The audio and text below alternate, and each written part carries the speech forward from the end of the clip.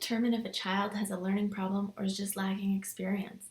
I wish there was a simple answer. Well, I suppose the simple answer could be to get an assessment, but you're probably more interested in how you know if an assessment is necessary. The answer depends on age, experience, opportunities for learning, other learning, or mental health concerns, and strategies tried. If your child has difficulty with mood, anxiety, or attention, they might also experience learning problems, or they might not.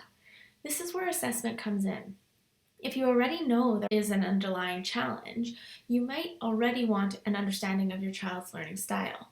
But if you aren't sure why they're struggling with learning and you don't know where to start, here's a few signs of possible learning disabilities. Early signs include speech or language delays, fine motor delays like printing, easily frustrated, forgetful, issues with hearing or vision.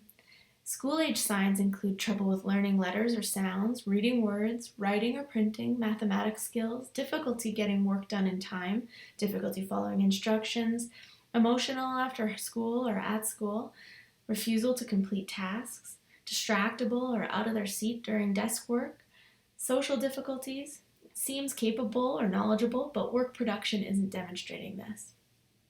If a child has not had as much opportunity to learn things early on, like at home or in preschool, they may be slightly behind their peers and need some extra support.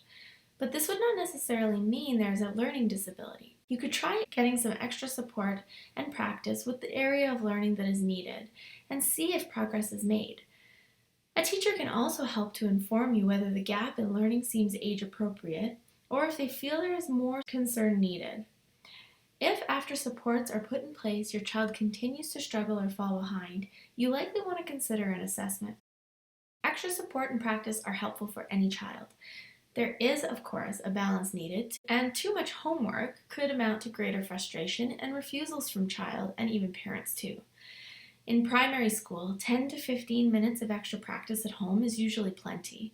Increasing to 20 to 30 minutes at night in intermediate school, reading to your child as much as they desire is great in addition to this other practice. Reading to children really does help with learning to read, especially when the child is following along on the page. This was just a small amount of information to help guide you, but if you have any more questions, talk to your school team or your psychologist. You can always consult and ask questions without being committed to a full assessment.